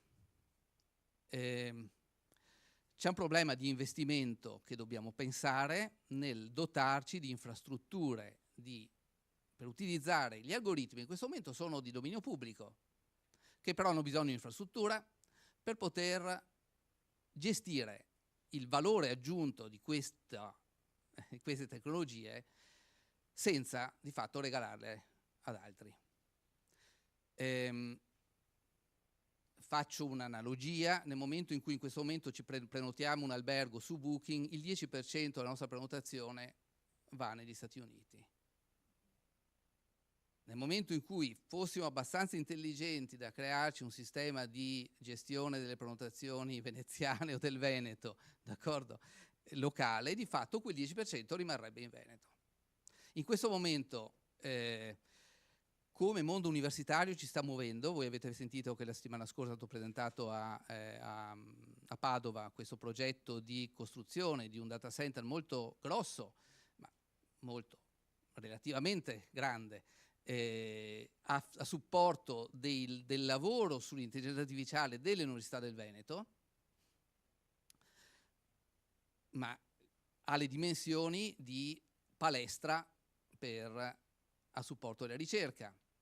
In realtà questo è un discorso un po' più ampio che andrebbe fatto, di investimento a livello europeo e prima ancora a livello italiano, di dotarsi di strumenti per far sì che questa ricchezza, la ricchezza del dato e di quello che ne deriva, rimanga e non venga svenduta. Tornando al discorso Consiglio regionale del Veneto, a me piacerebbe, insomma, appena avremo pronto questo prodotto sul supporto alla produzione di verbali, ovviamente ci sarà occasione di presentarlo a tutti, però mi piacerebbe che questo diventasse un po' una molla anche di stimolo da parte dei diversi ambiti di lavoro all'interno del Consiglio, per riuscire a capire, anche alla luce delle visioni un po' futuriste che sono state presentate, effettivamente quali sono, anche nel piccolo passo, gli strumenti di cui ci possiamo dotare per almeno imparare a utilizzare questo, cioè per entrare in una logica di acquisire quella competenza e familiarità con strumenti che in questo momento ci sono messi a disposizione e rispetto ai quali possiamo essere travolti oppure ci possono accompagnare a lavorare meglio. Grazie.